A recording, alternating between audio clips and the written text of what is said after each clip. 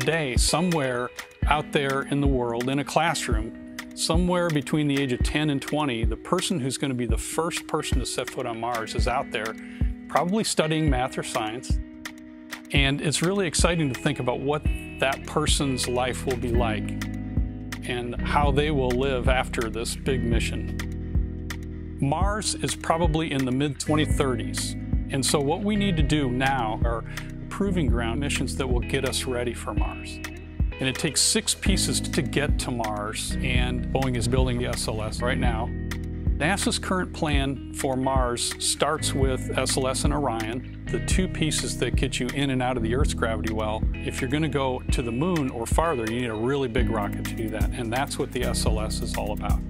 To get you into a high orbit, and it's going to take us probably 5 or 6 SLS launches to be able to do the Mars mission. So we want to make sure that we've checked everything out and that we know that it's good to go before we actually leave for Mars. Because once we leave, we can't come back for over 2 years. And the reason for this is because it's the alignment of the planets. The way the planets revolve around the sun, it allows a window of opportunity to go from Earth to Mars basically every 2 years.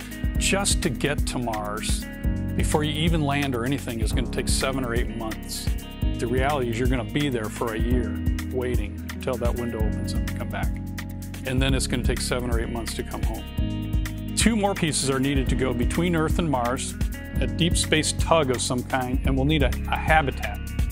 The deep space transportation is a solar electric tug with very large solar arrays, and it uses the power from the sun to drive the propulsion system, so they look like large sailing ships.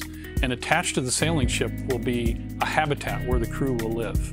They'll ride in that habitat on the way to Mars, and then we'll leave the habitat in orbit when the crew goes down to the surface. And then the last 2 pieces that we'll need are the lander, and this lander will have an inflatable heat shield that will take the crew through the atmosphere and down. It'll drop that heat shield, and then the lander will land on the surface, much like the lunar lander did on the moon. And then we need a little rocket for them to get back up out of the Mars gravity well again. I think we'll be able to colonize Mars someday. It'll take time. It may take hundreds of years, but that's not unusual for humans. It's really about establishing a human foothold on the planet.